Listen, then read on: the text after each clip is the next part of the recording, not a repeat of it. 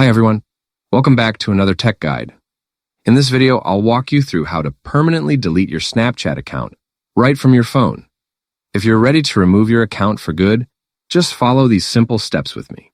Before you start, make sure you have a strong internet connection and that no VPN is active.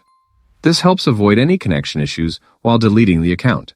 Now, open your Snapchat app and head over to your profile page by tapping on your Bitmoji or profile icon at the top left. Once you're there, tap on the gear icon to open Settings. Inside Settings, scroll all the way down. Keep scrolling until you find the option called Delete Account. It's usually near the bottom under Account Actions. When you see Delete Account, tap on it. Snapchat will then ask you to enter your username and password. Type them in carefully. After that, tap, Continue to confirm, and that's it. Your account is deleted and will be deactivated for 30 days before permanent removal if you don't log back in. If you don't see the delete option, check that your app is updated to the latest version, or try logging out and back in to refresh your settings. And there you go. Your Snapchat account is now deleted. I hope this guide helped you out.